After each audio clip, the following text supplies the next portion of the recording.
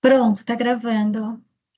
Vamos lá, pessoal. Boa tarde a todas, todos. Boa Temos aqui tarde. um bom grupo. Boa tarde, Boa Maurício. tarde. Hoje estão de férias. Tudo jóia? Falei com você essa Voltando semana, estava de hoje. férias. Ah, que ótimo. Já direto para o nosso treinamento aqui. Pelo menos uma palestra, né? Talvez para muitos já é conhecido, mas gestão de riscos, logo de cara, na volta das férias, tem que ter coragem, né, Maurício? Mas é o que eu preciso aí para voltar com força total, gestão de risco. É, olha, eu tentei, vamos ver, eu tentei compilar, porque é muita coisa para 1h30, ainda quero deixar para perguntas.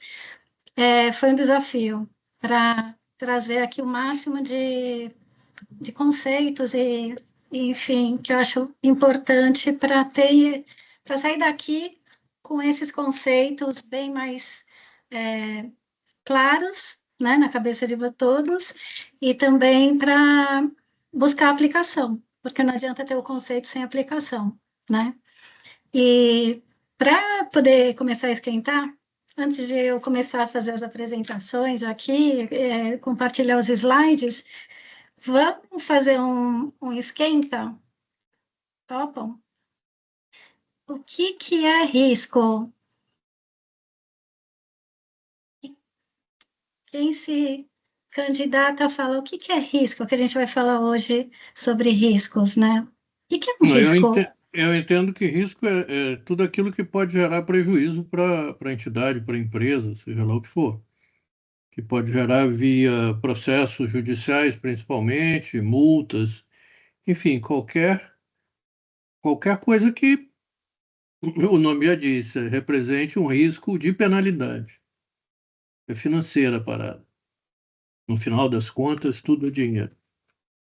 Quem está falando é o Clério? Certo. É isso também.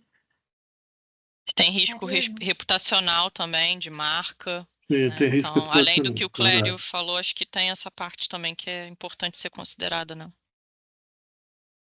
Além de ser uma incerteza, né? O risco é uma incerteza e também traz. A gente também tem, além desses riscos comentados, riscos contingenciais, né? Que sejam de várias espécies, né? Uma contingência trabalhista, contingência fiscal, riscos. Esses riscos que ninguém, assim, fica com medo, que não aparecem, né? Que são essas contingências. Mas ele está sendo mapeado, de qualquer forma, para ele virar uma contingência, você mapeou. Sim, sim. Se eu tenho um grupo de CLT, eu posso ter um risco trabalhista. Se eu tenho bens Aí você está materiais controlando. registrados, exatamente. Se eu tenho bens materiais registrados no imobilizado da minha empresa, eu tenho um risco ali de uma perda, né?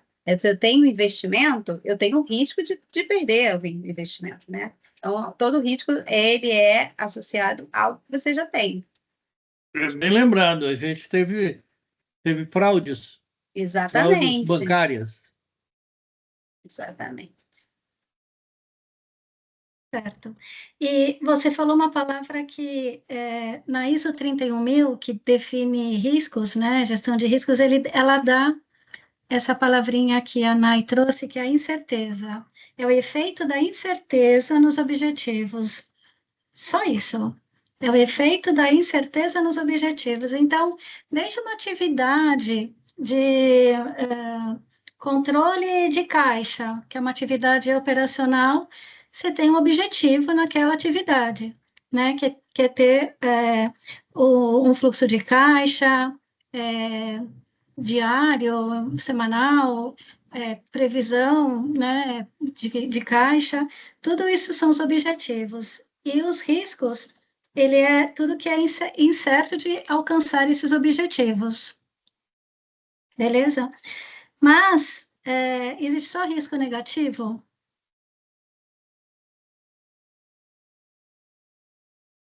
Se tem positivo, não sei, me conta aí. Tem. tem oportunidades. Então, nem todo risco é negativo. Então, algumas metodologias trazem que ele pode ser negativo ou positivo. Então, E você tem pode ter... risco que pode dar certo. Sim, que eu acho que é o risco da oportunidade. É a oportunidade, né? Então, ele pode ser negativo ou positivo. Legal é você mapear tudo. Já ouviu falar no SWOT, né? Que você mapeia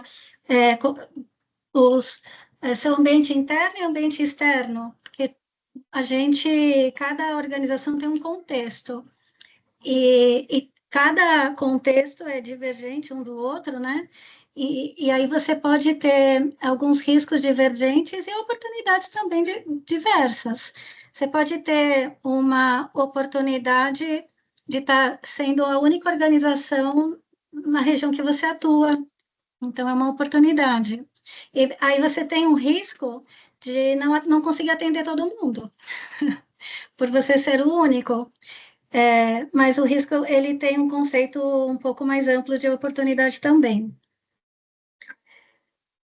Beleza? Eu vou compartilhar e nós vamos começar a partir dos slides que eu fiz. Alguém quer falar alguma coisa a mais? Eu só queria ver o que vocês entendiam de risco até agora. Alguém estava querendo falar alguma coisa? Eu não vejo mais a carinha de vocês. Só? Podemos seguir aqui? Sim. Beleza. Sim. Bom, como é que vai ser a nossa próxima hora, né? Eu vou trazer alguns conceitos de gestão de riscos e controles internos, porque está muito associado à mitigação de riscos, com controles internos, né? Depois a gente vai ver um pouco de uma visão integrada de riscos dentro do terceiro setor, para o nosso recorte. Foi bem ousado da minha parte, mas acho que eu consegui trazer um bom panorama e a gente vai falar um bom tempo aqui. Daí a gente vai trazer algumas metodologias que são usadas. A Engaja Brasil usa, daí no final eu vou trazer o mapeamento de riscos, né, que está lá a partir do questionário, a gente traz o mapa de riscos e a gente usa a metodologia do COSO. Então, eu vou trazer aqui a metodologia do COSO, né, no tópico 3, e vou mostrar para vocês a diferença do COSO com o ISO 31000. Não são muitas diferenças, mas existe as duas metodologias que são as mais usadas no mundo, né? Essas duas grandes metodologias, tá? Pode ter outras metodologias, mas as mais usadas, COSO e ISO 31000. Ou ambas, tá bom? Isso é normal também. Beleza? Quem já ouviu falar na ISO 31000?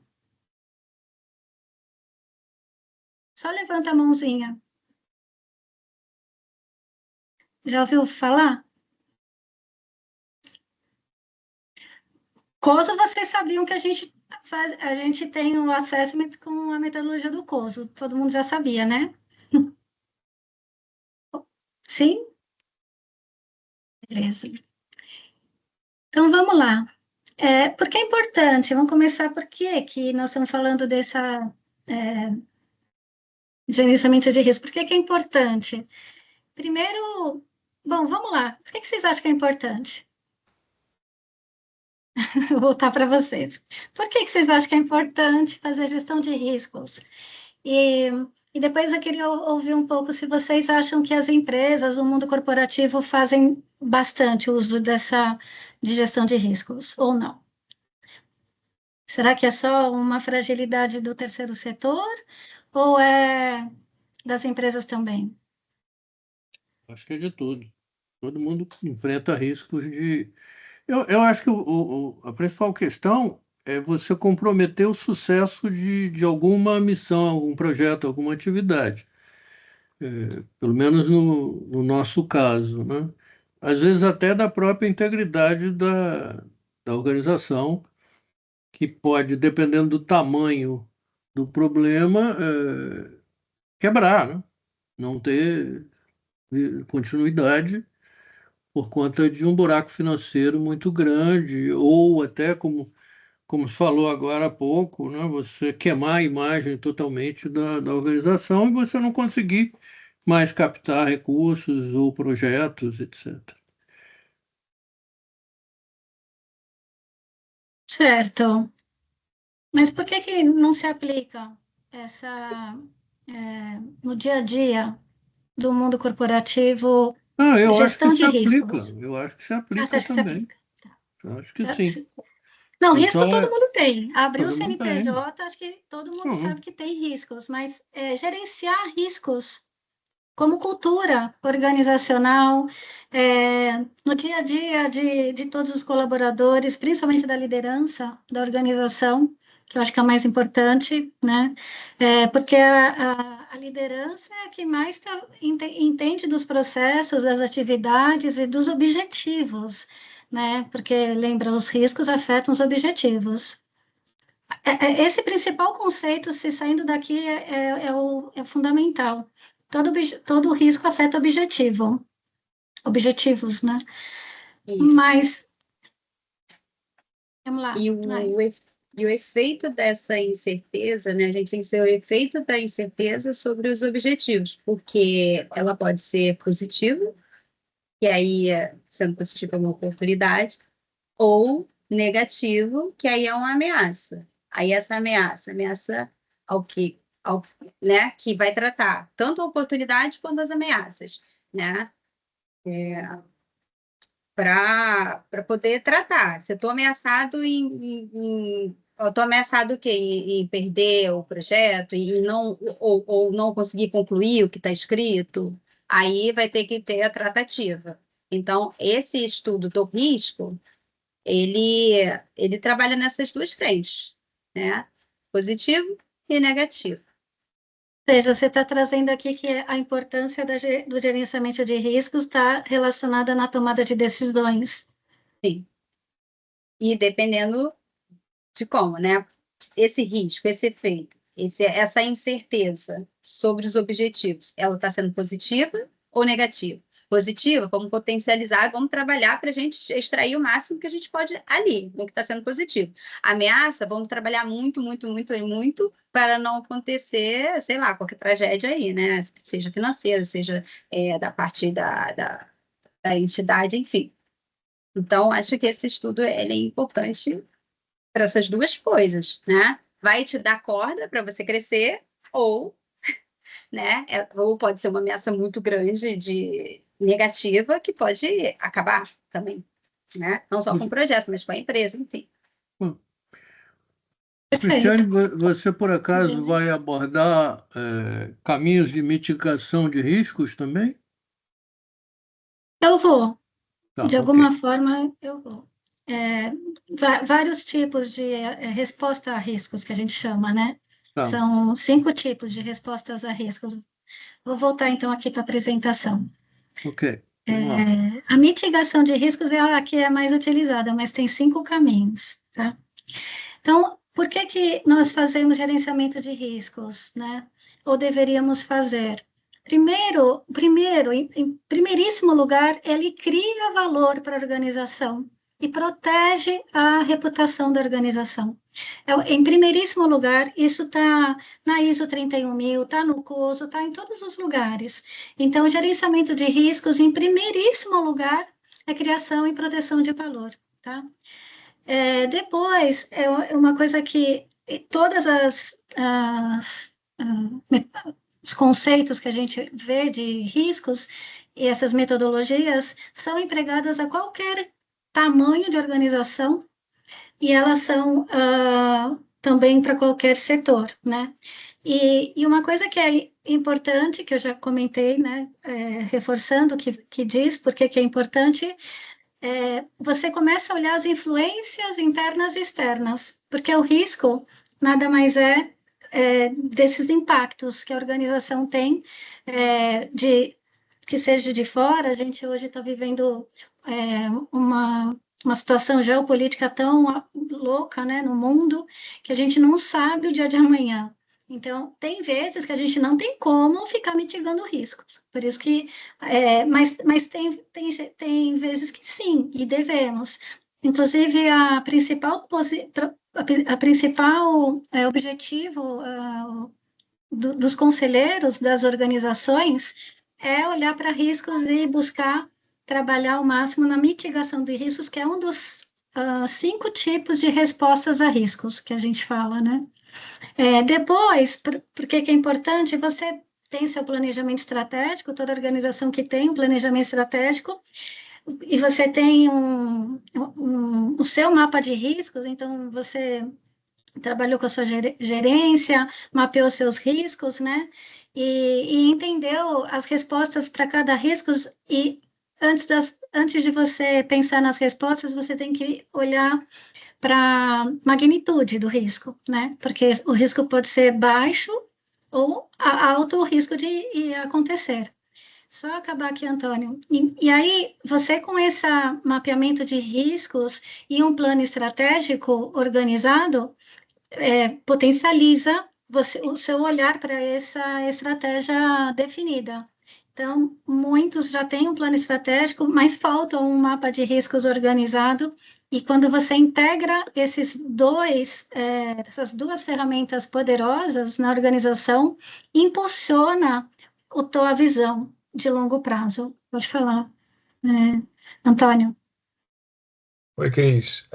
Tudo bem? Eu lembrei, tudo bem? Eu lembrei que o SG, ele nasceu também como uma gestão de riscos, né? Ele não ele está dentro do escopo da sustentabilidade, mas o SG essencialmente nasceu para uma mitigação de riscos financeiros, sociais e ambientais, né? Perfeito, exatamente. Isso mesmo. Obrigada, Antônio. Então, planejamento estratégico, você impulsiona ele com o alcance dos objetivos, porque o plano estratégico da organização nada mais é do que você olhar para os objetivos da organização e colocar ele a longo prazo, né?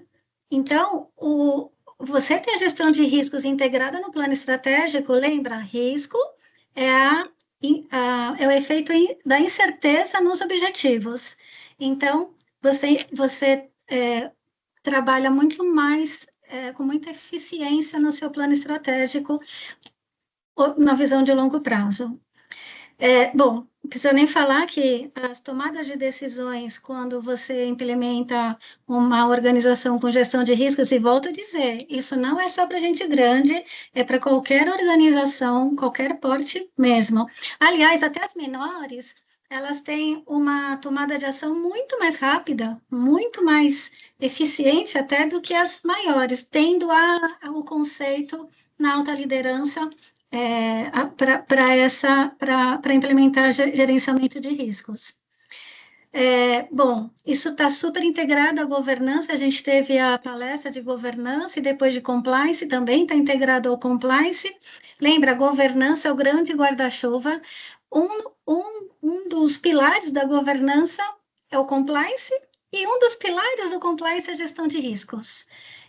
Inclusive, se inicia quer colocar a compliance, ou programas de compliance na organização, sempre é mais indicado começar com o mapeamento dos riscos, porque a partir dele é que vai trabalhar o código de ética.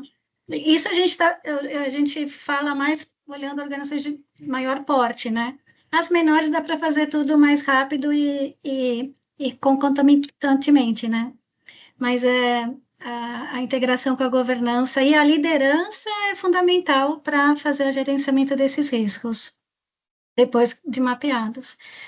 Bom, o processo é contínuo e dinâmico. Não precisa ter ferramentas, não é? Desde que a liderança acompanhe, né, com uma ferramenta de Excel ou alguma coisa integrada associado aos objetivos estratégicos com o plano estratégico, mas o processo tem que ser contínuo e dinâmico. E, de preferência, indo até as pessoas de execução. As pessoas de execução, elas, quando estão com a mentalidade de mitigação de riscos nas suas atividades, elas trazem melhorias no processo que a liderança muitas vezes não consegue enxergar. Alguém levantou a mão aqui. Eu. Você tem como nos passar os slides dessas duas outros dias? Eu acho que eu faltei os dois. Tive alguma questão que eu não vi, nem do de como é que você chamou? Governança. A governança e a compliance foram as duas últimas. Pois Eu não eu não, mandei? acho que eu não vi. Não, eu acho que eu tive algum problema pessoal, eu não pude passar. Não pude ver. Mando sim. Beleza. E por fim, considere os fatores humanos e culturais da organização, né? Porque imagina, vocês viram o caso do Itaú, vou dar um exemplo prático, e demitiu 1.000 colaboradores aí, né? Esses últimos, foi antes de ontem. Ele prega o SG, ele fala em SG, aí ele demite 1.000 colaboradores dizendo que monitorou eles no mouse, né?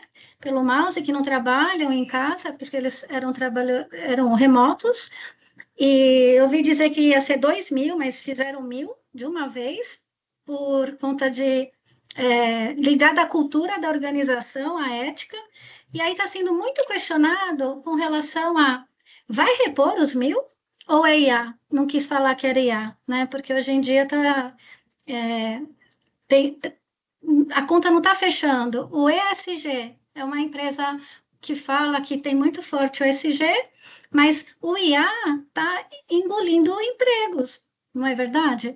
E o ESG, ele fala de uma cultura que vai contra a parte, o que no final do dia os conselheiros, os sócios, né, querem mais lucro, né?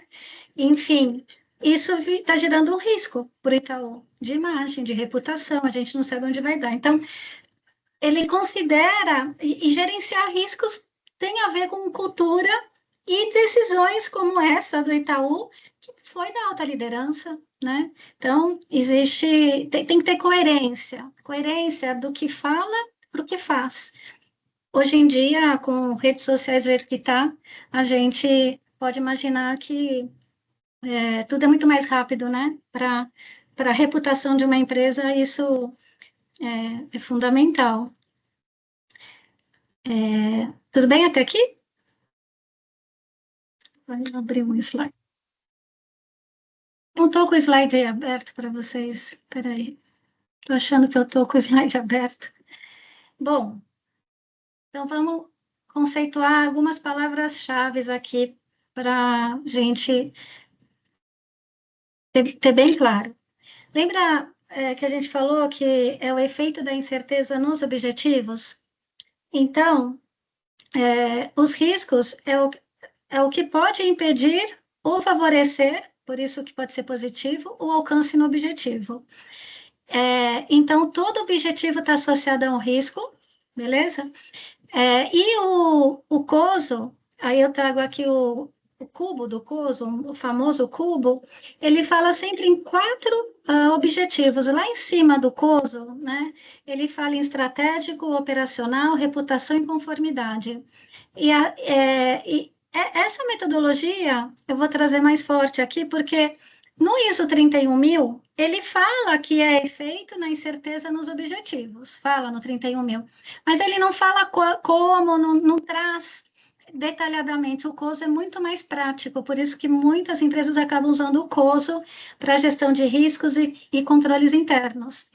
E aí ele traz essa organização, né, de estratégico, todos os objetivos de qualquer organização, e o COSO não é Brasil, é mundo, né? Qualquer organização pode ser primeiro setor, segundo setor, terceiro setor, porte de organização, você sempre vai ter os objetivos estratégicos, operacionais, de reputação e conformidade. E aí, no princípio 9 do COSO, ele detalha mais sobre esses princípios. No final, tem todos os links para vocês, se quiserem ler, né, o material. Mas a gente vai tratar o risco ou trata a causa do risco? Né? A gente não consegue tratar risco. O risco é risco e ele sempre existe. Você trata a causa do risco, também em qualquer metodologia. Ou a vulnerabilidade, como a gente queira chamar. Na ISO 31000 não fala em causa, nem ele fala em fator de risco, no ISO 31000. E é aqui que a gente tem poder de mitigação do risco, né? Tratando a causa que gera risco, que afeta o objetivo. E agora, se a gente não trata a causa, vai ter consequência. Daí tem o risco aplicado, né? Então, você tem um impacto, acontece o risco, é a consequência. Tá? Então, aqui é para vocês entenderem, vamos dar um exemplo prático aqui. Vamos pensar um atraso no repasse do patrocinador. É o risco, né?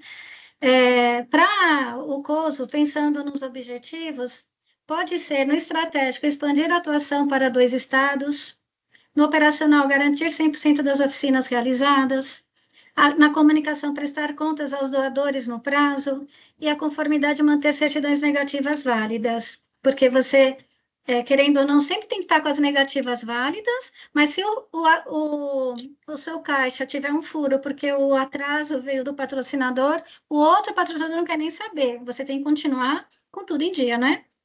Então, você tem esses objetivos que não mudam. O risco também não muda, pode acontecer. O risco não depende de você, por isso que está aqui. Ele é um atraso que pode acontecer ou não, mas é um risco. Aqui no exemplo, a gente tem a dependência de um único financiador. É mega vulnerabilidade, muito forte, certo? É a causa que pode acontecer de materializar o risco, porque você tem uma dependência. E a perda de a consequência é a perda de recursos, redução de beneficiários atendidos e cancelamento de oficinas. Então, a gente não está aqui nesse slide falando de mitigação ainda, tá? Mas a gente está falando aqui de um cenário. Existe o cenário. E a gente vai começar a avançar aqui nessa conversa. Até que deu para entender? Para separar bem onde que a gente atua?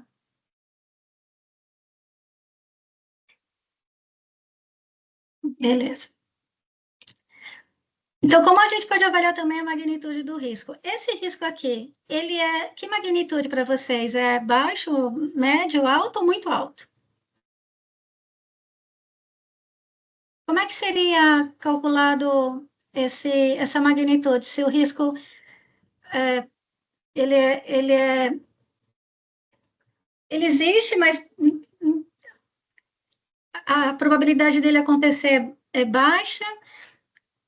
A gente trabalha a probabilidade de impacto nas magnitudes, que eu vou explicar mais para frente. Mas vocês acham que esse risco aqui, tendo a causa como dependência de um único financiador, é alto, né? É altíssimo. É altíssimo, né? Dependência de e um impacto só. alto, né? Ambos É altos. super alto. Beleza. Então, a gente vai falar agora dessa magnitude para a gente poder começar a trabalhar. Então, controles internos é uma das ferramentas que a gente usa dentro da organização para mitigar riscos, tá? Então, tem riscos, tem as causas ou vulnerabilidades e os controles internos para reduzir a probabilidade do impacto. Naquele exemplo, qual que seria a forma que a gente poderia ter aqui para mitigar esse risco? Contrato de parceria. No contrato, uma cláusula de que se ele atrase, né? Enfim, alguma cláusula de limite de atraso e que começa a afetar os beneficiados, né? É difícil botar uma cláusula com penalidade para um patrocinador, né? Esquisito. Tá, mas você pode encontrar outras fontes de recurso. Eu acho que o caminho melhor é ter outros doadores, não ficar, evitar o monodoador, mono fonte de recursos. Mas mesmo assim, você ainda tem os maiores doadores, são os que representam o maior risco, né? Sim, nunca é bom você centralizar. Isso acontece no segundo setor. Se você vende, Também. você tem a sua Eu, receita com 80% um cliente, se ele atrasar, Danos. Você quebra. mesma coisa. Eu acho que tem É, um ponto, Cris, também, que é muito importante, que pode parecer óbvio que eu vou falar, mas que de contrato ser elaborado e revisado por advogado, porque a gente fala contrato, é muito comum falar assim, não, tudo bem, eu vou sentar aqui, eu vou fazer uma cláusula, uma coisa aqui. Eu sempre falo que contrato mal feito é pior do que algo sem contrato, porque quando você faz um contrato mal feito, você está fazendo um acordo com o outro lado. E aí, se você faz algo que te comprometa, então acho que nessa questão que o colega comentou, é um risco, sim, né? Da pessoa, eu vou patrocinar e ainda vou ter uma penalidade e tal, mas eu acho que existe um acordo entre as partes e depois o aval aí de um advogado para que isso passa a ser, acho que são contrapartidas, né? Acho que passa a ser uma segurança para todos os lados, né? Quando você tem um contrato. é. Mas eu concordo com Clério, né? Que Sim, foi, é sensível, é delicado. mas É um é tema delicado. delicado. Mas não é impossível. É possível, porque, no fundo, você se comprometeu com essas pessoas, ou, enfim, com recursos, que seja fornecedores, né? E aí você precisa honrar. Eu colocaria, assim, que se você tivesse que captar recursos para poder continuar honrando com o projeto e porque ele atrasou, que ele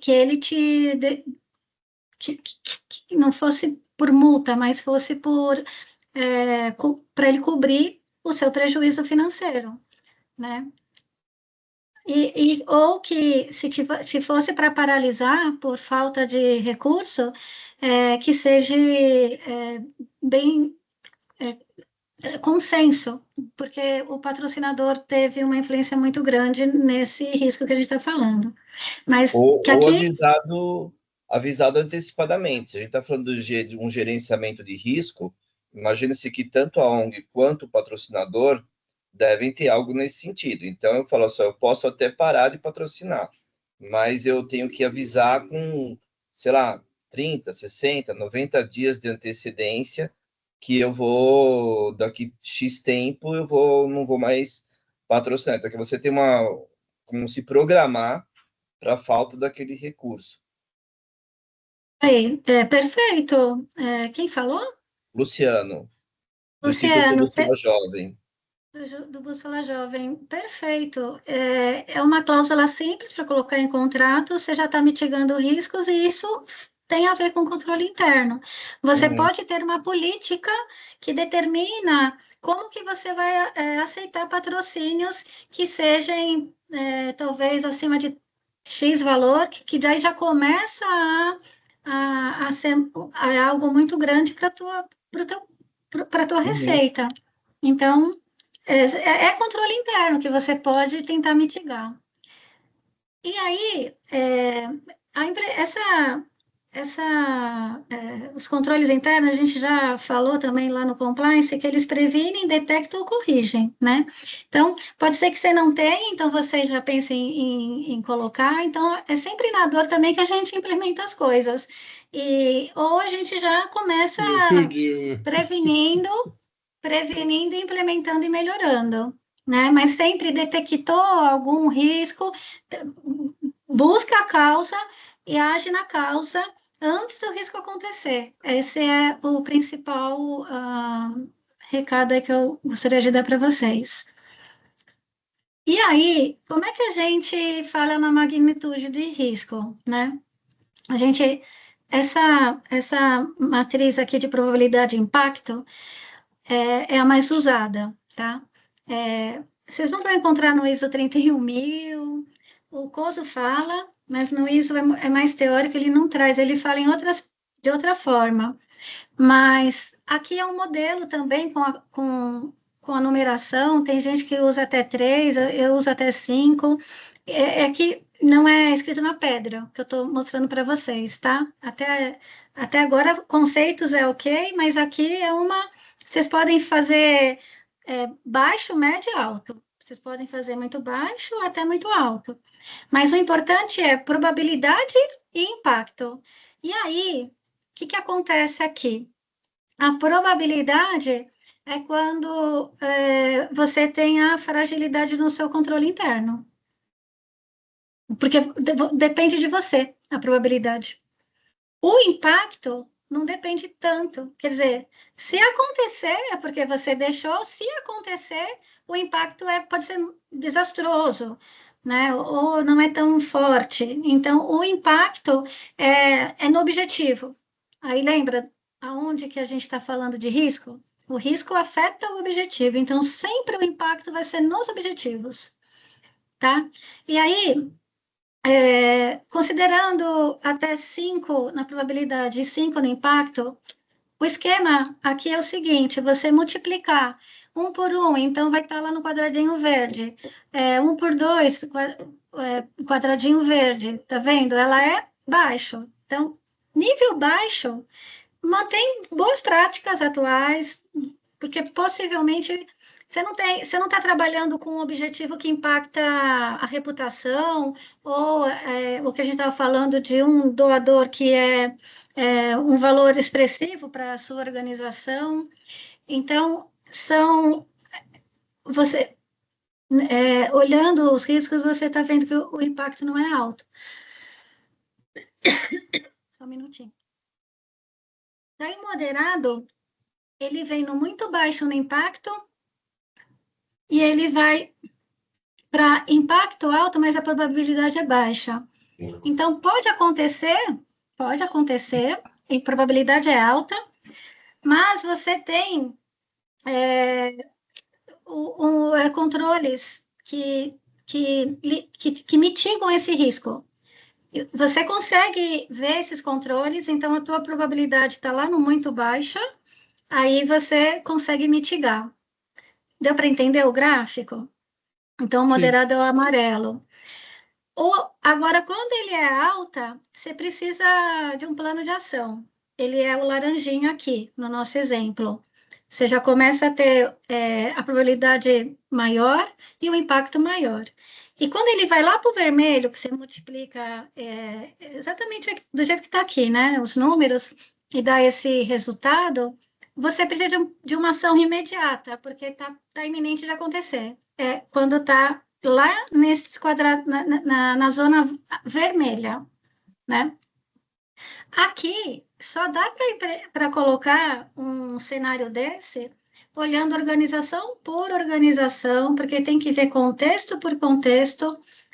Não é o que a Engaja está entregando, a gente entrega o risco versus o impacto nos objetivos. A gente não consegue ver probabilidade, porque a gente consegue ver a vulnerabilidade de faltas de práticas, conforme o questionário, que aí tem um pouco da probabilidade pela falta de práticas, e aí a gente vê o impacto nos objetivos, tá? E aí a gente consegue mapear os riscos, potenciais riscos que, olhando depois para cada organização, que consegue chegar no probabilidade de impacto. Beleza? E isso é para projetos sociais também. Você vai fazer para o objetivo geral da organização, você pode fazer esse estudo por projeto, porque você pode ter um projeto só de um doador, você pode ter um projeto de mais de um doador, que aí você vem naqueles riscos que a gente estava conversando, um dos, né? Que vai te dizer se o impacto vai ser maior ou menor. E tem aquela resposta do...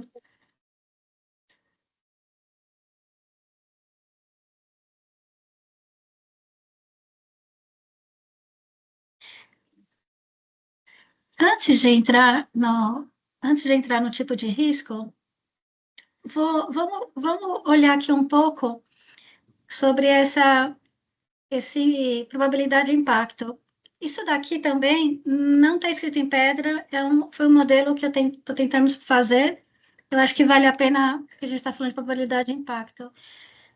Pela escala, normalmente, né, as empresas vão fazendo, e é meio no chutômetro mesmo. Para tentar não ser tanto assim, a gente tem que organizar tanto a probabilidade quanto o impacto para cada grupo. Então, a gente vai entender mais à frente os processos da organização, os macroprocessos, a gente define probabilidade de impacto, porque você vai fazer isso para todos os riscos, e aí você vai entendendo, para ficar um pouco mais objetivo, a análise que você vai empregar aqui, né? Porque isso você dizer se é probabilidade 3, impacto 5, você pode ter uma interpretação e um colega teu na sua organização pode ter outra interpretação.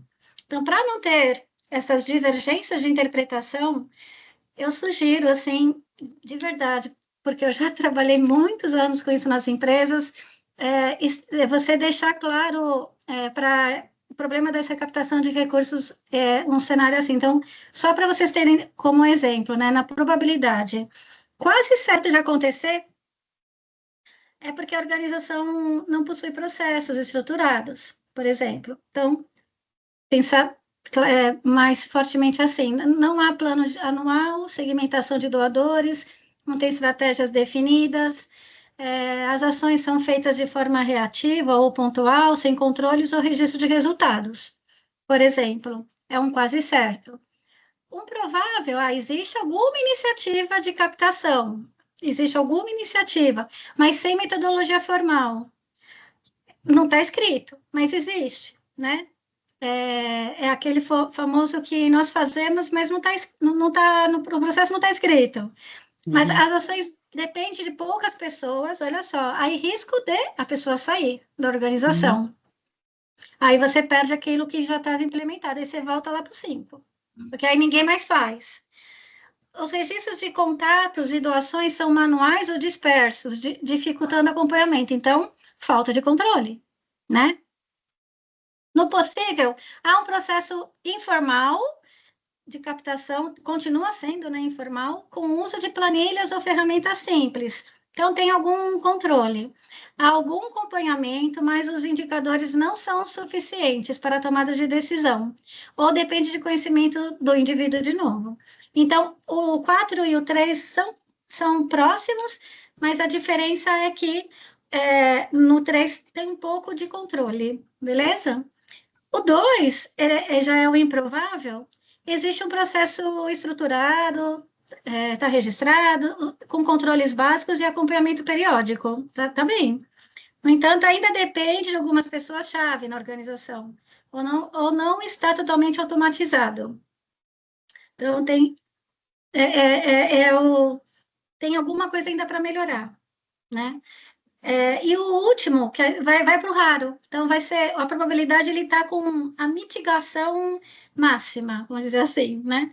Processo de captação está bem estruturado, tem plano anual, sistema de CRM, né? Você tem todo o controle em um sistema, ou equivalente, indicadores acompanhando esse processo, relatórios periódicos, mudança de equipe não afeta o andamento.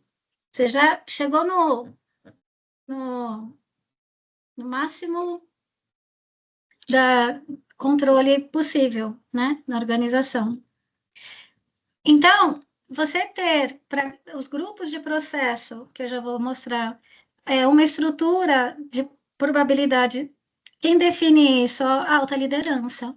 Então, a alta liderança da organização consegue sempre, assim, zero de controle máximo, e vai organizando os níveis, né? Se você quiser fazer 5 níveis, organiza assim. E aí o impacto, né? Nesse exemplo.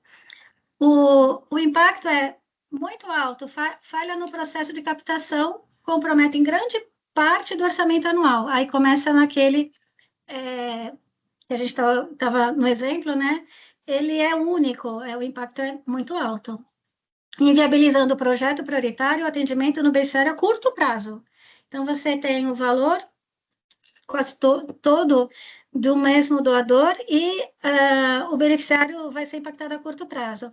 Aquela mitigação que o Luciano trouxe, né, do Bússola Jovem, é pertinente. Você tem um contrato que mitiga, que pede para o patrocinador avisar com 60 dias de antecedência, e você consegue se organizar. Mas aqui o impacto é quando se você receber a informação, não vamos mais dar o recurso, é o único, você, no dia seguinte, tem que acabar com o projeto, né? É risco muito alto.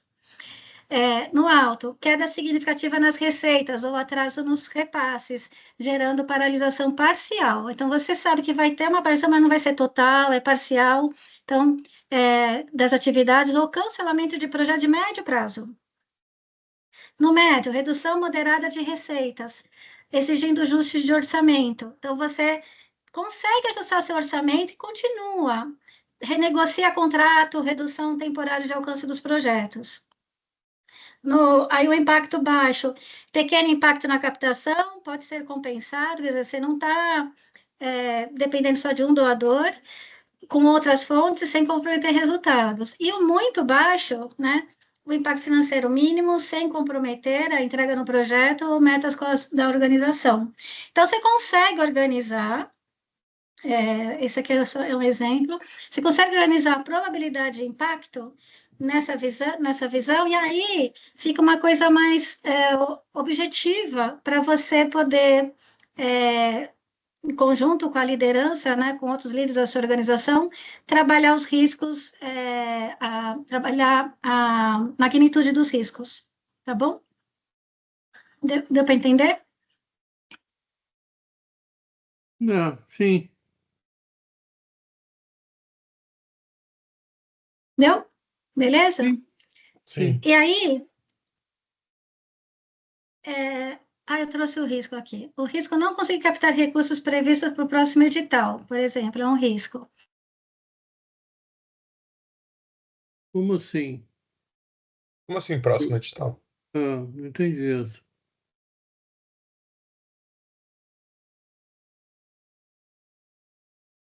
Tá no mudo, próximo, Cris. deve ser próximo orçamento, né? Porque próximo edital é um edital que a gente normalmente participa de editais, né? Para Eu quis ganhar e dizer, começar um projeto. eu quis dizer que você depende só desse edital. Então, você está participando desse edital e você está muito dependente desse edital. É isso que eu quis dizer. Aí, você está no 4 e no 5, né? Então, não há plano formal de captação e o orçamento depende desse edital. Sim. Por isso que está muito alto. E aí a classificação fica extrema, criticidade. Precisa de ação imediata. Quer dizer, você não pode estar dependente de uma fonte, de um edital, que eu quis dizer isso, tá? Isso é extremamente comum, não? Tem editais do Boticário, editais da Vale, da Petrobras, enfim, de uma série de Fumbio, que é uma única fonte, e se furar, você não faz o projeto, né? Não realiza.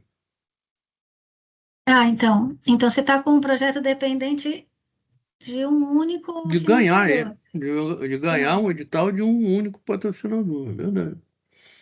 Você pode até, eventualmente, ter um projeto de cultural, por exemplo, né, com incentivo fiscal. Esse você consegue mais fácil ganhar o edital que é de governo e ir atrás de patrocinadores que queiram utilizar recursos incentivados de impostos. Esse é de menor risco. Mas, em geral, quando é um edital de uma grande empresa como essas que eu mencionei, aí o risco é não ganhou, dançou. Exatamente, mas não dá para ficar.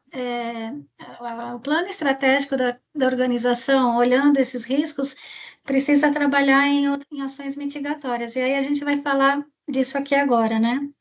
os tipos de respostas a riscos, né, que existem, né, nessas metodologias. Como eu falei, são 5, né? Você pode aceitar, né?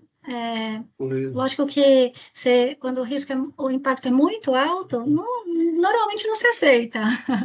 Se aceita o risco quando você tem um custo financeiro muito alto para mitigar ele. Porque quando você também trabalha mitigação de riscos, você muitas vezes coloca recurso financeiro para mitigar riscos, né? Nem sempre é uma ação uma ação de contrato, como foi o nosso exemplo, que já está resolvido. Então, muitos aceitam o risco. O evitar, ele busca eliminar o risco da operação. Então, não sei, no caso de vocês, eliminando a fonte do risco, eliminando Não uma participar unidade do de edital. negócio. Não Quando você participar elimina... do edital, por exemplo, a gente não tem o risco, também não ganha aí. Não, nesse caso não, você continua com o risco de ter que ter a receita de outra fonte, né? Tá bom. Mas você pode evitar quando você tira a fonte do risco. Aí o risco não existe, aí você está evitando.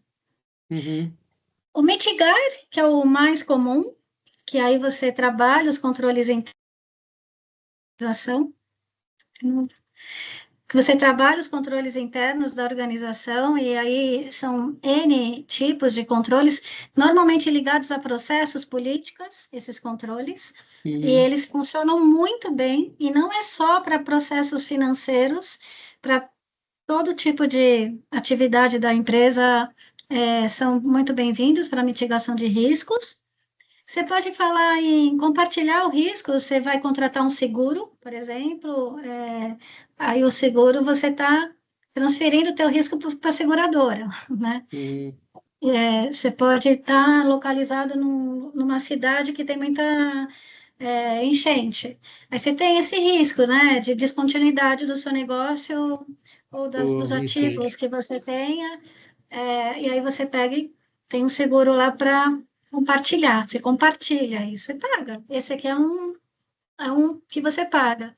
Aliás, se você não paga esse seguro, aí você vai para aceitar. Então, você está aceitando, você viu que pagar o seguro é mais caro do que aceitar, vamos dizer assim. Então, você está correndo risco. Aceitar é correr risco com consciência, tá? E o explorar é um pouco ligado àquela oportunidade. Você tem uma vantagem competitiva e aí você, enfim, você explora essa vantagem. O exemplo aqui é de uma empresa produtora de petróleo, usa as informações sobre o mercado futuro para especular no mercado de derivativos, aumentando sua exposição ao preço de commodity. Eu não sei se vocês têm algum exemplo de explorar riscos no terceiro setor. Quiser poder compartilhar.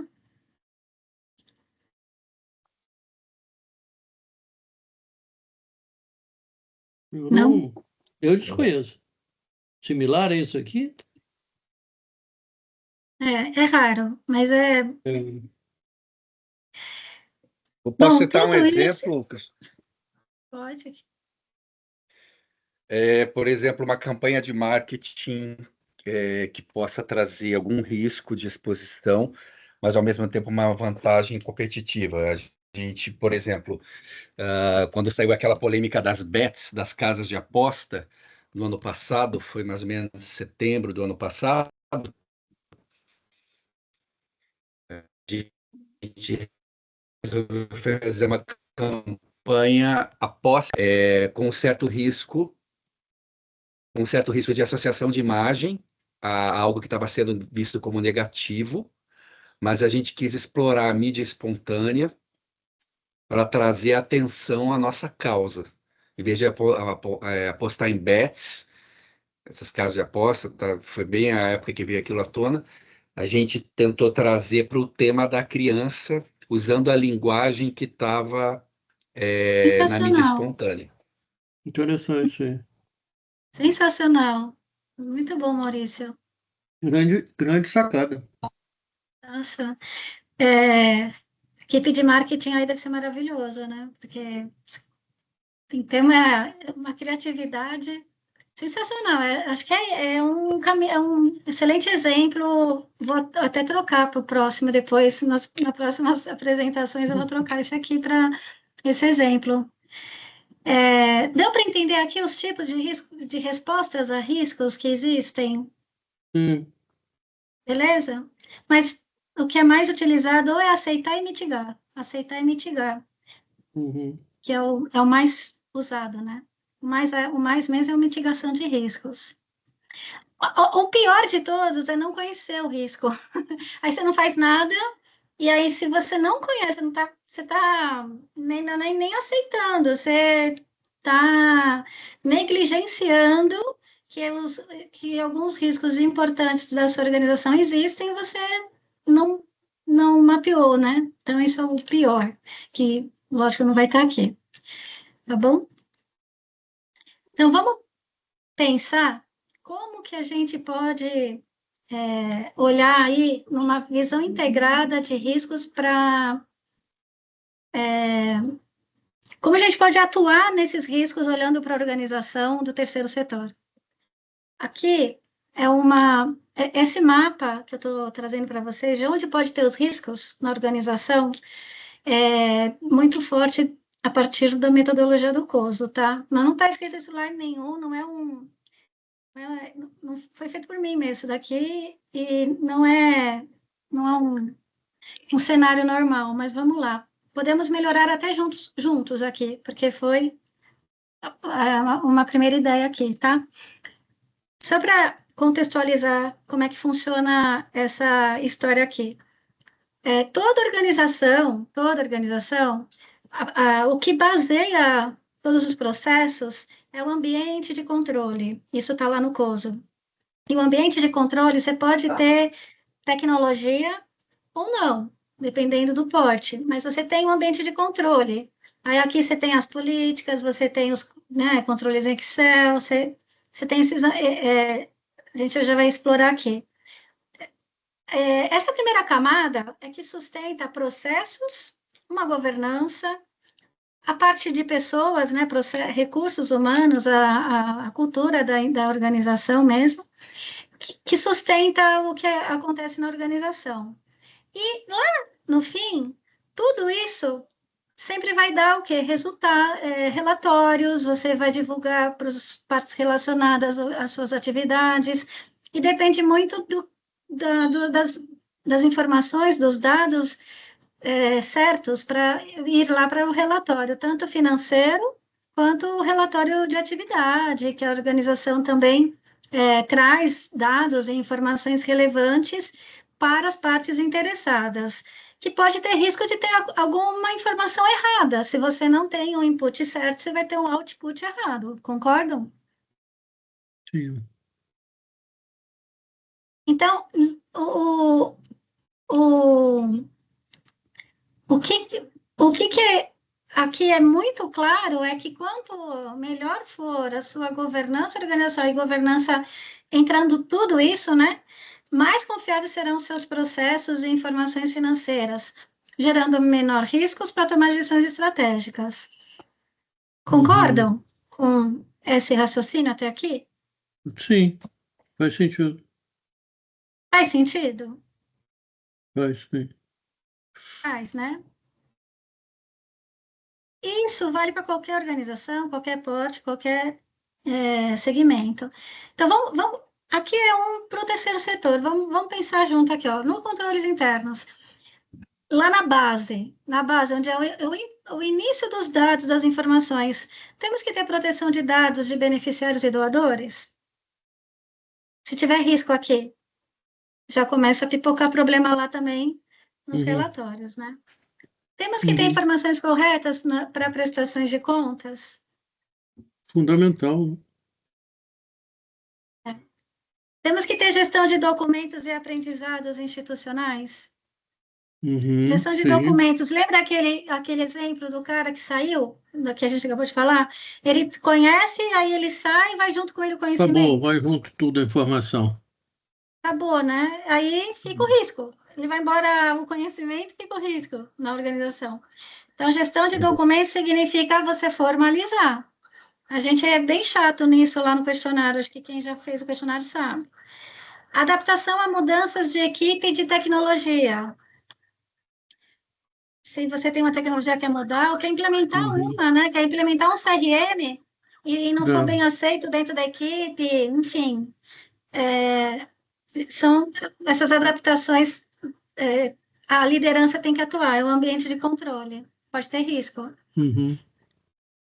Registro de acesso de trilhas de auditoria, quem tem, né? Auditorias, organizações maiores, que existe auditoria, você tem que ter os registros dessas auditorias, as evidências, a trilha de auditoria. Então, se não tiver, é um risco, tá? Então, aqui é um exemplo de ambiente de controle, que pode ter riscos. Depois, dentro daquele grande governança, compliance e Posso fazer uma processos... pergunta? Posso fazer uma pergunta? Sim, à vontade, gente.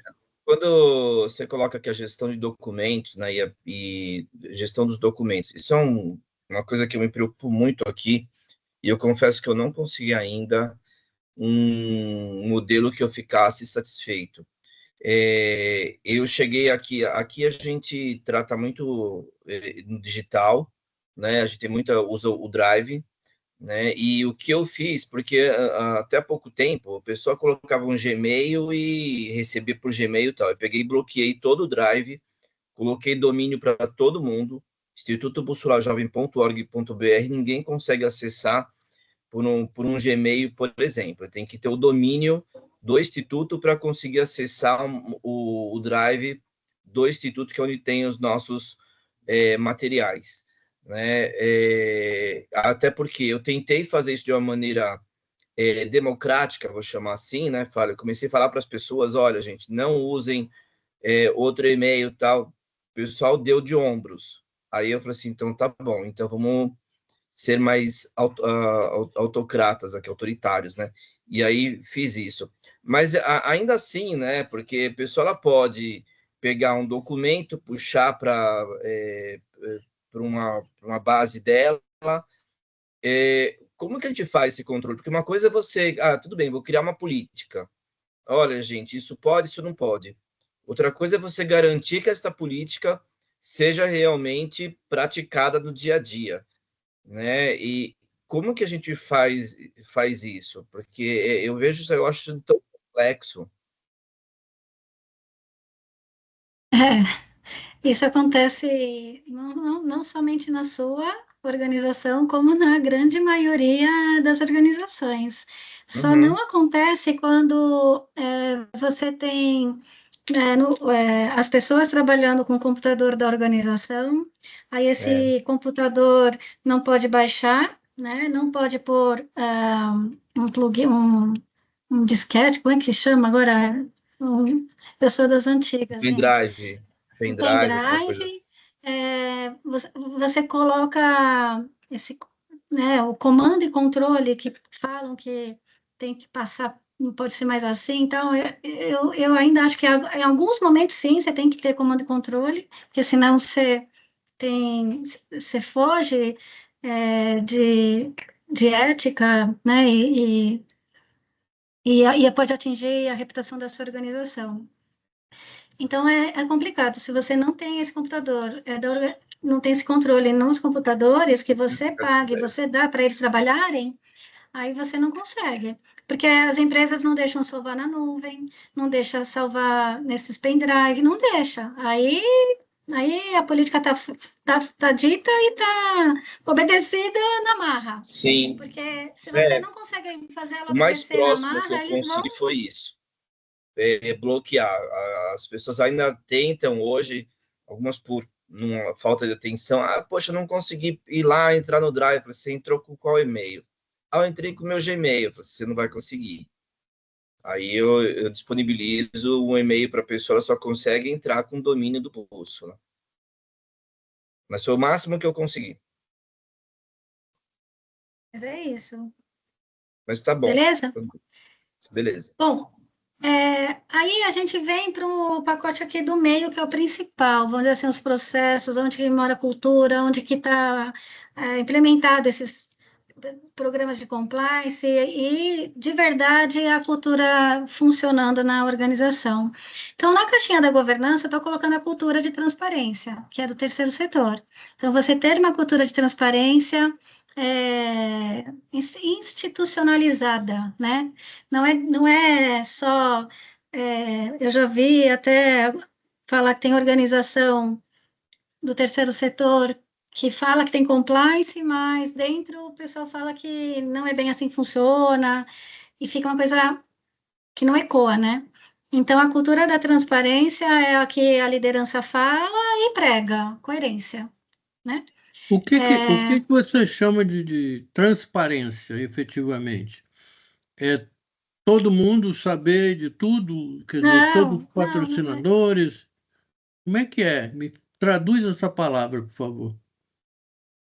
A cultura da transparência é, por exemplo, você tem projetos implementados com recursos de doadores e você tem diálogo aberto com esses patrocinadores, porque é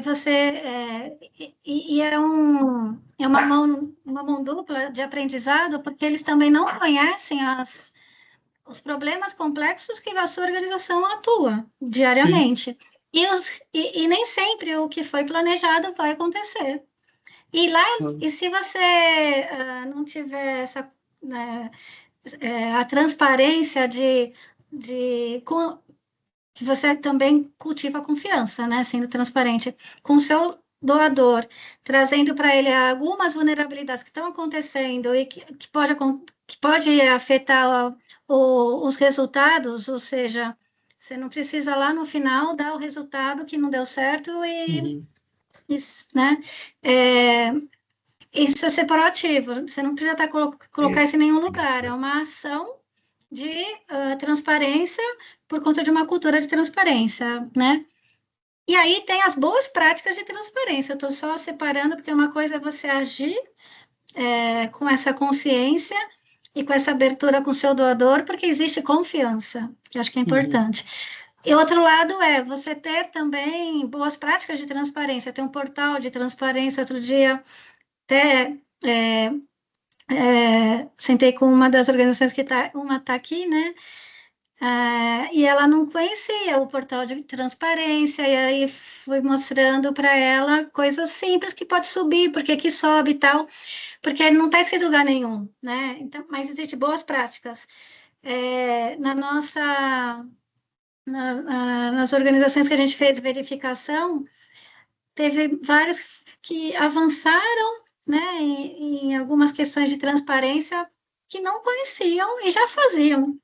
E era só uma questão de publicar no site o estatuto, o balanço dos últimos anos, atas de assembleia. Isso são boas práticas que a gente recomenda e que faz parte também da cultura de transparência, né? Eu vou fazer uma pergunta muito específica aqui. Um patrocinador tem que saber o que o aporte de um outro patrocinador está cobrindo? A transparência passa por isso também? Eu tenho um projeto que tem vários patrocinadores. Um tem que saber o que o outro está cobrindo em termos de ações dentro do mesmo projeto? De todo o diálogo que você tem com os dois, eu acredito. Se for relevante ele saber, aí é uma decisão que a liderança pode tomar, independente, porque os dois têm que saber. Varia muito, né, Cris? Eu acho que, assim, de patrocinadores que eu tenho patrocinadores que não pedem nada. Querem saber. Banca não quer nem saber. Tem aquele que fala, não, eu quero que você preste conta da Detalhezinho agulha, da formiga, né, que se comprou. Então, eu acho que não, é muito da agulha que o outro comprou. que o outro comprou.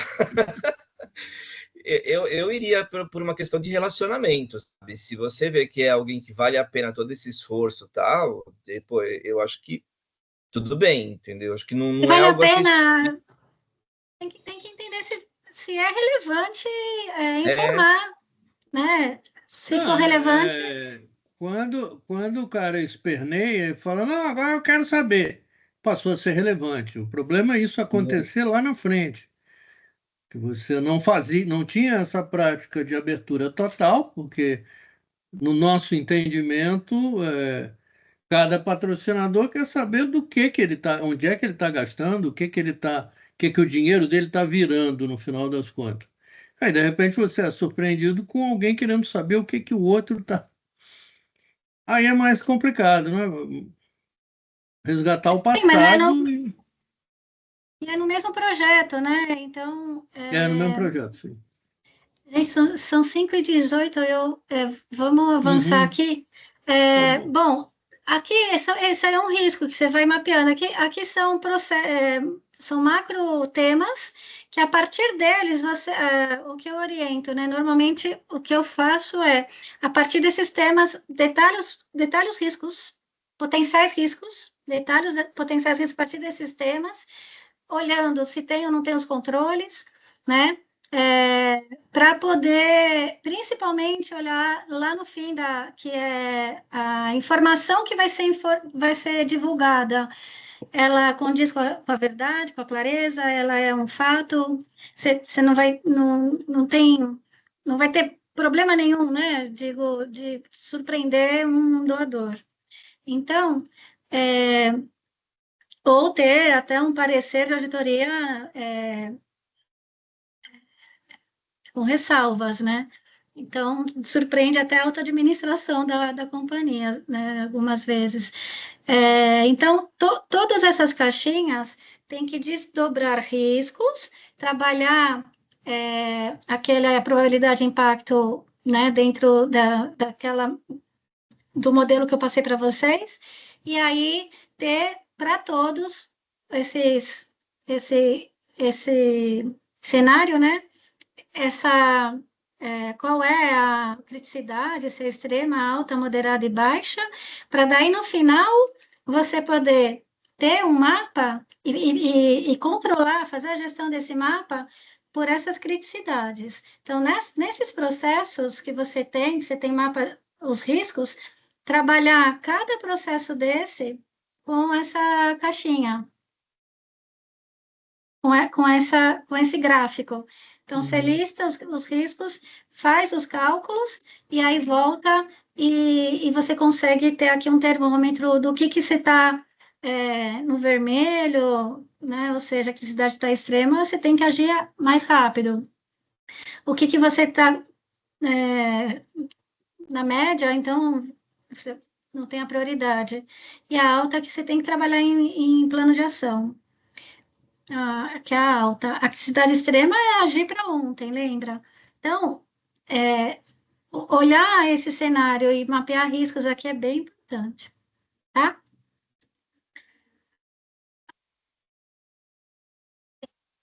O do COSO ISO 31000, que são as mais... Pode falar, Antônio.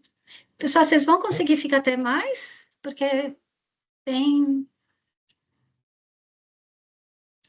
Até mais 10 minutos depois do horário? 10 minutos fala. Eu consigo, 10 minutos eu consigo. Então tá. Também consigo. Então, você levantou a mão. Antônio baixou a mão? Então, vamos embora. Bom, um COSO que a gente usa lá na Engaja, e a gente mapeia 62 riscos inerentes ao terceiro setor, né?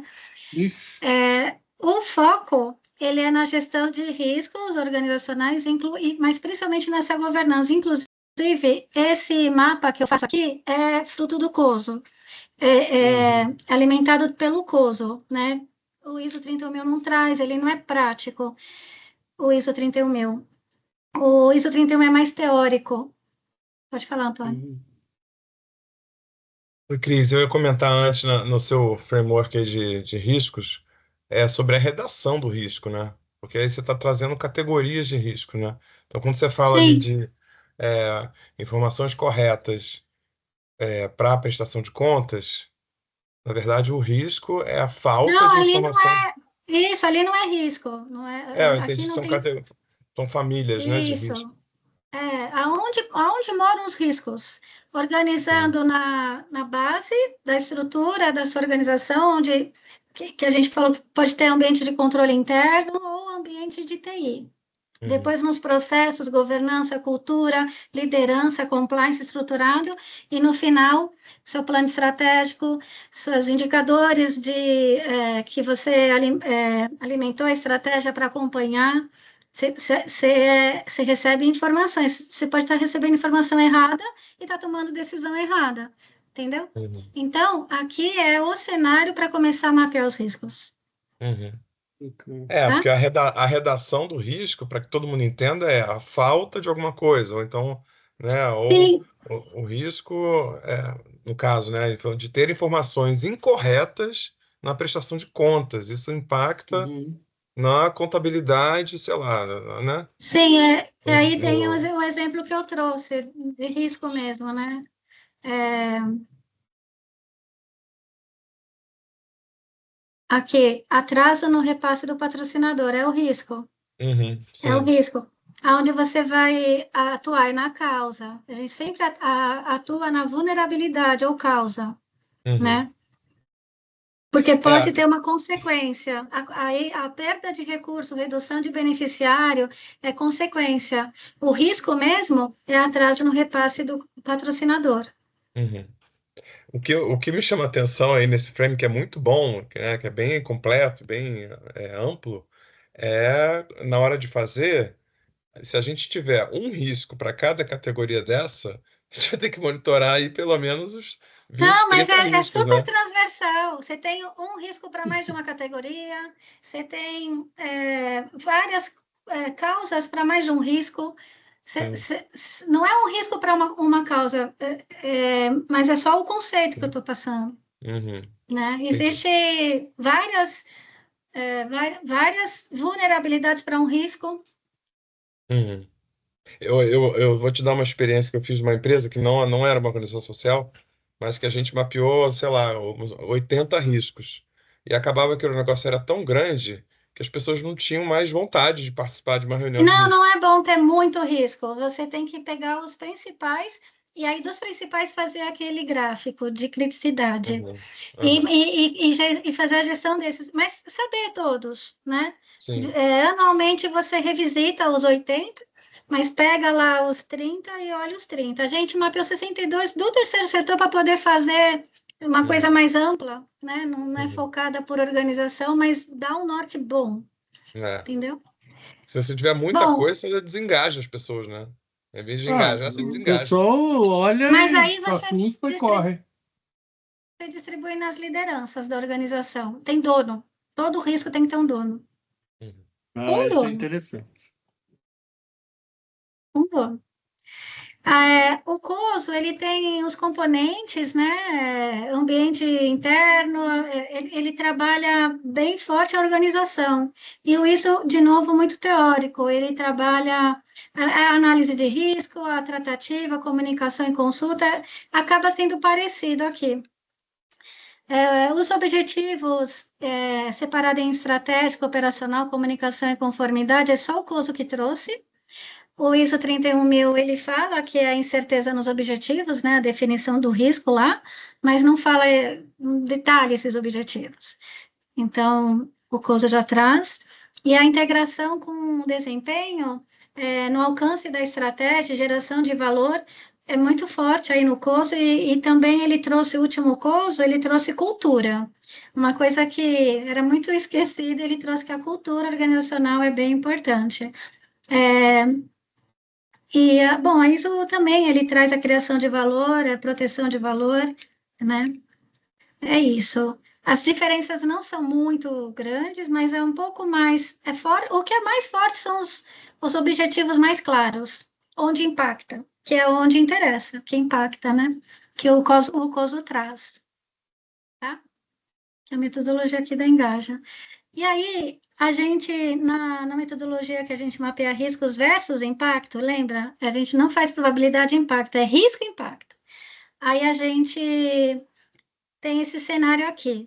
Então, a gente tem o questionário, todas as práticas não atendidas pelas respostas, a gente associa riscos, e esses riscos podem ser dentro do cubo do COSO, estratégico, operacional, comunicação, conformidade.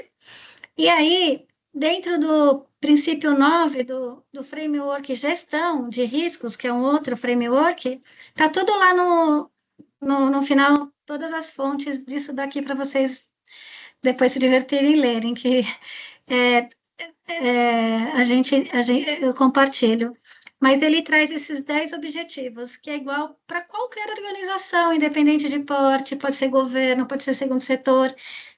Então, o COSO fala que toda organização, na estratégia, ele precisa maximizar a missão, é um objetivo.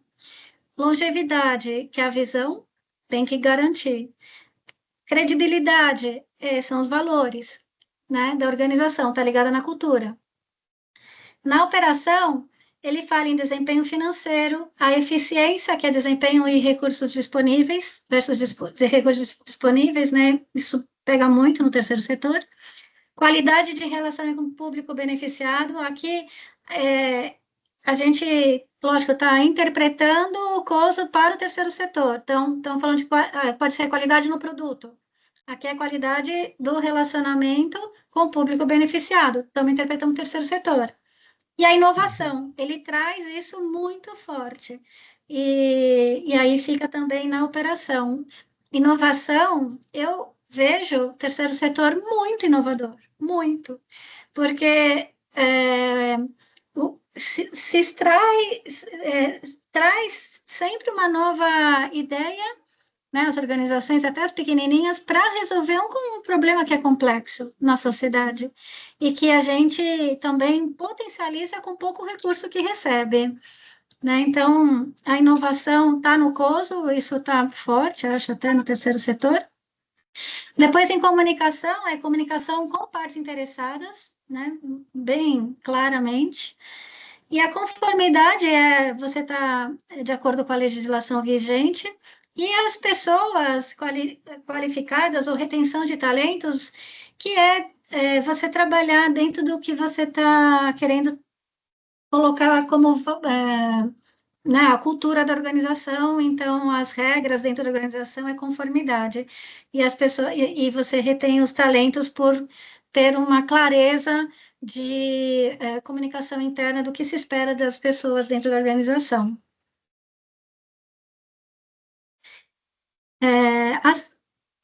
Esses objetivos do COSO, né, dos 4 lá do cubo, as perguntas-chave, né, então, estratégicos, são relacionadas à missão, visão e estratégia, como eu mostrei, e a pergunta é, estamos no caminho certo para cumprir nossos propósitos e gerar impacto social? E aí é que você começa a ver quais são os riscos que não estão encaixando com esse objetivo estratégico para poder fazer todo o trabalho de mapeamento. No operacional, relacionados à eficácia e eficiência que a gente viu, né, aqui, é o principal, eficácia e desempenho, incluindo qualidade de atendimento aos beneficiários e os responsáveis dos recursos. Então, nossos processos e projetos funcionam de forma eficiente para alcançar os resultados esperados? É a pergunta-chave. Não é a única, lógico, mas é uma pergunta-chave que eu estou trazendo para vocês realmente pensarem. Na parte do comunicação para partes interessadas, pergunta-chave, nossas informações são transparentes, claras e úteis para os parceiros, doadores e comunidade? Então, a gente faz lá o relatório de atividade, ele está claro para quem vai receber aquela informação, né? Você tem até 2 relatórios, você tem as demonstrações financeiras, que poucos conseguem entender, aí você traduz em relatório de atividade com origem de recurso, aplicação de recurso, fontes, né?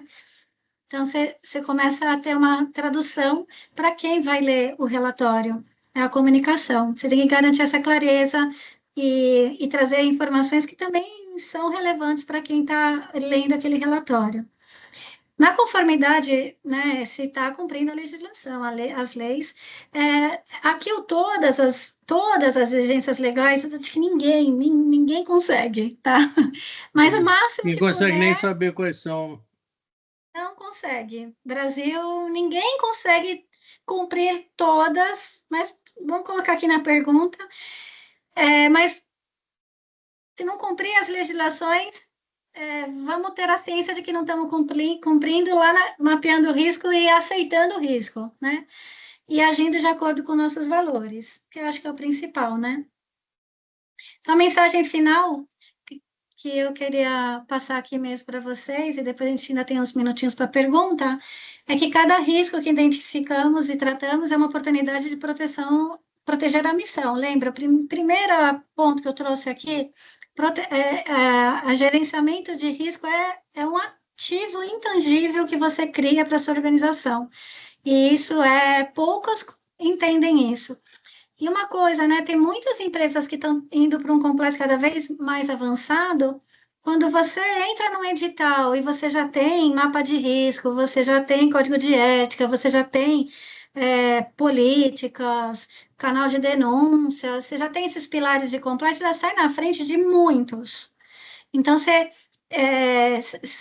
e se a empresa, o seu financiador nem pediu isso, e você apresenta isso, olha, os riscos, nós conhecemos os nossos riscos, são esses, e numa mesa você senta para mostrar, você encanta o seu financiador, que você vai estar na frente de muitos, né? Ainda mais no mundo corporativo, existe gestão de risco, mas muitas empresas de médio porte e pequeno porte, esmagador, não tem gestão de risco, não fazem isso. Clério. Já me inscrevi logo aqui. Já tem pergunta. Vocês, a gente acho que a gente pode dizer que a gente é uma organização social de médio porte, mas a gente não tem capacidade de gerar um negócio desse. A gente já tem muita coisa feita, mas eu acho que está precário, precisa fazer uma revisão. Então, como é que o Engaja Brasil pode nos ajudar ou nos orientar? Eu sei que a gente está aqui iniciando um papo, mas como a gente pode aprofundar isso?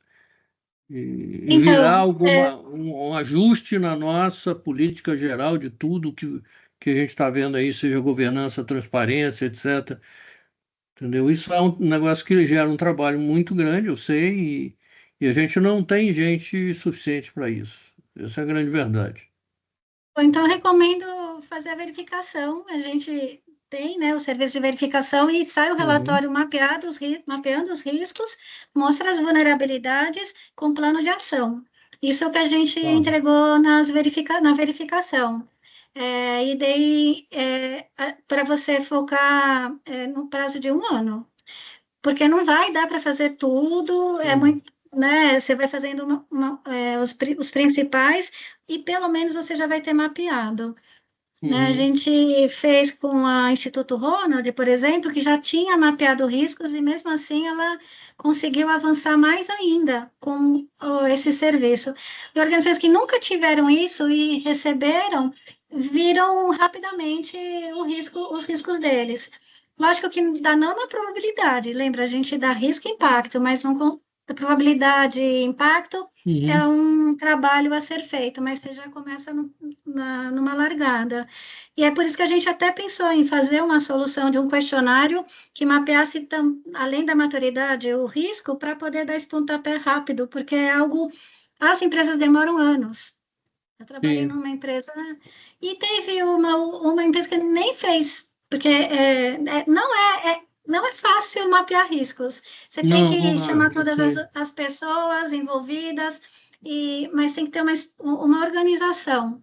Então, essa palestra que eu mais quero que vocês pensem é nesse quadro. Sim, Porque eu tirei essa foto aqui dele. Não, mas eu vou te compartilhar. Esse quadro, você depois cascateia os processos, cascateia o que pode ter de riscos aqui na governança, no programa de compliance, onde for, e aí você começa também de uma outra forma, né? Se não for pela verificação da engagem para a gente dar o pontapé inicial, você também consegue trabalhando aqui aí internamente. E, de Tá. novo, mas eu não vou conseguir ter pessoas para fazer gerenciamento de risco diariamente. Não vai fazer mesmo. Mas você vai fazer uma vez por ano e você vai fazer um acompanhamento, pelo menos junto com a estratégia da empresa, da organização. A estratégia você também faz uma vez por ano, né? E de tempos em tempos, você vem refazendo, revisitando. E quando você revisita a estratégia, revisita o risco.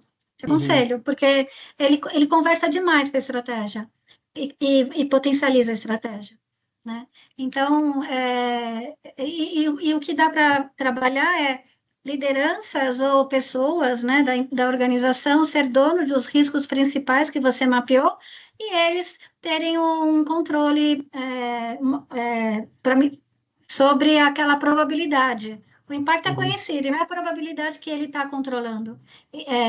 E essas pessoas poderem te munir a cada vez que você for revisitar. Talvez a gente tenha que ter mais gente na organização dedicada a acompanhar essas coisas. Eu digo até funcionários mesmo. Aqui a gente revisitou a nossa missão, visão, valores com a diretoria. Não fizemos com todo mundo, com todos os voluntários, não, porque é muita gente. E a partir daí a gente fez uma análise SWOT, com um brainstorm mesmo com a diretoria. Essa análise SWOT foi muito legal, porque ela nos deu uma base de não só dos riscos que a gente tem, mas também das oportunidades. O que nós temos de pontos fortes, pontos a desenvolver, e também o que, em relação ao mercado, né, tem oportunidades e ameaças. E a partir daí a gente conseguiu estabelecer uma diretriz, né, de ações. Falou, a gente precisa atuar mais fortemente nesses pontos, né, e conseguimos ter uma diretriz.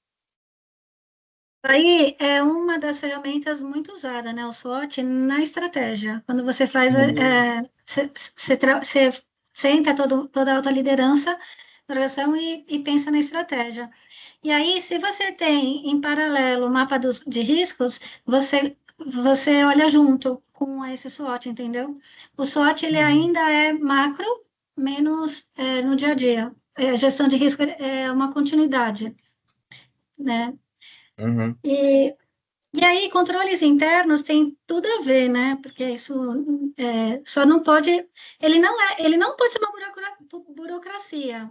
Se você tem muito controle, se burocratiza. Mas ele tem que mitigar riscos, os controles internos, tá? E aí é isso, gerenciar risco é cuidar mesmo da longevidade da organização. Porque você vai ter um olhar de longo prazo a partir de implementação de gerenciamento de risco junto com o que você pode mitigar, que são os controles internos. Cris, eu gostaria depois de conversar E aqui são outra as hora, a parte referências. sobre isso tudo. Tá? Como é que vocês podem nos ajudar, nos apoiar, nos orientar, fazer Prazer. essa verificação aí? A gente passou por uma verificação, mas talvez a gente não tenha se aprofundado muito no detalhe, né? Nas nossas falhas, talvez. Não sei. Eu queria dar uma revisitada nisso. Bom, todos vocês têm 50% de desconto, lembram? Então, e aproveitando, tem algumas pessoas que já estão sabendo.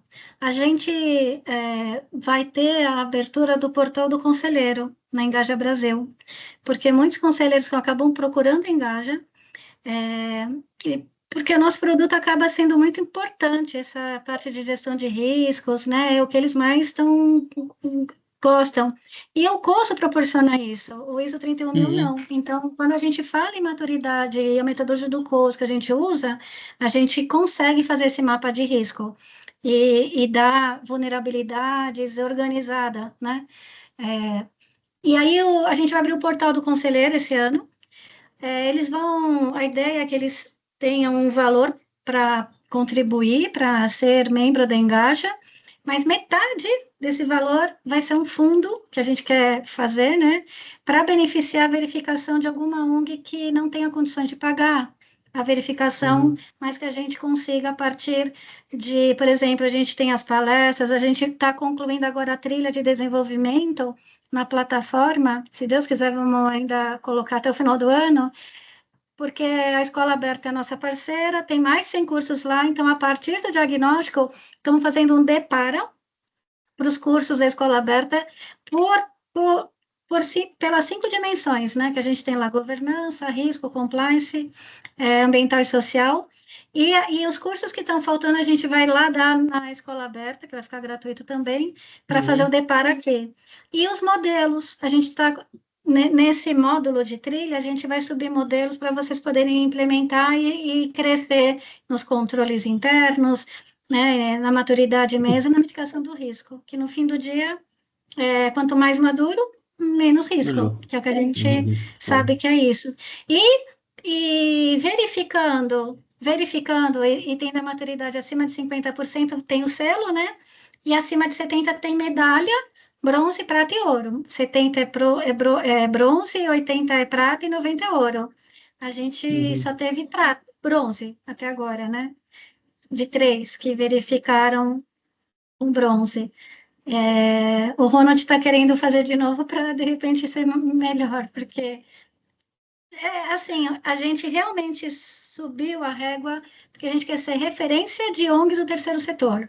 Então, Ótimo. todas vocês que estão conosco são referência, investidor entrando, e a gente está conversando com empresas, entrando, enfim, estamos colocando uma página da organização de vocês para o site, também isso está acontecendo, e aí os usuários vão encontrar organizações que estão na Engaja e vão ver. A gente deixa, lógico, as redes sociais de vocês, o site para conversar.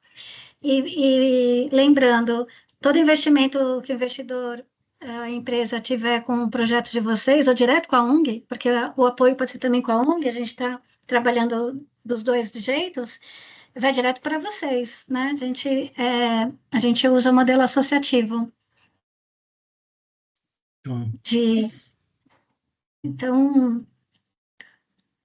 Então, assim, a verificação nesse mês, o mês que vem, quanto antes tiver, aí tiver selo, medalha, no painel, no portal dos conselheiros, quando a gente liberar, a gente vai convidar as organizações que tiverem a verificação. E a gente, na live, a gente convida, que nem a gente fez na última vez, né? As que receberam o selo e medalha, a gente convida. Quem já estiver querendo verificação, estamos super à disposição e parcela em 12 vezes. Então, super acessível. E onde é que a gente sabe os custos disso? A gente já tinha passado para vocês, mas tá na apresentação. Eu não sei, talvez eu tenha perdido também. Não sei A se gente a fala Nai está indo depois. aí, não. Depois você me fala. É por porte. Você tem meu contato, WhatsApp, etc? Sim, tenho. Então tá. Aguardo um contato para aprofundar esse assunto. Quero levar isso Sim. para o Conselho Diretor e a gente fazer uma ação no sentido de melhorar essa parte. Tá? Estamos E a gente precisando. faz uma devolutiva de 3 a 4 horas para alta liderança quando tem um relatório com os riscos, porque alguns são bem... Legal. Mas é com base nas evidências, né? Então, Antônio. Oi, Cris, eu queria voltar com a pauta de riscos, que eu me lembrei que a gente rodou esse ano uma pesquisa de clima, né? Talvez outras organizações façam isso também, pesquisa de clima com os nossos colaboradores. E aí, você mostrando esse framework aí, me deu assim, um insight de que a pesquisa de clima, o resultado da pesquisa, ele traz um monte de risco. Com certeza. Sim. Risco trabalhista, risco É de cultura, lá engajamento, na risco caixinha de da cultura. comunicação. Sim. Vou tirar uma foto para registrar aqui. Quem quiser sair na foto, abrir a caixinha, a câmera. A Nai já arrumando o cabelo, também vamos lá. Pessoal, Cabelo arrumado. Mas é bom, gente, eu espero que tenha sido proveitoso, que tenha Foi sido um ótimo. pouquinho mais né, de conhecimento para vocês. Daí eu vou mandar também a avaliação, tá? Ok. Porque 1h30 é desafiador para caramba falar e Já detalhar foi 1h50. 1h50. Então, vai lá. Olha a foto. Muito bom, gente. Mais uma da nossa jornada. Obrigada. Se tiver mais dúvidas ou queiram também entrar em contato comigo, estou à disposição. E a gente vai se falando. Importante que estamos juntos e também vamos usar o grupo lá no WhatsApp, troca entre vocês. Fiquem à vontade, né? Uma rede mesmo, porque a dúvida de um pode ser que o outro, ou aqui mesmo, né? Nós tivemos ideias aí de que como fazer com um financiador que é o único, e aí o Luciano trouxe uma outra ideia, enfim, vamos usar lá, tá bom? Ok. Tamo junto. Obrigado. Obrigada, Obrigado, gente. Cris. Valeu. Abraço. Obrigado, Cris. Valeu, Tchau, tchau. tchau. Tchau, gente.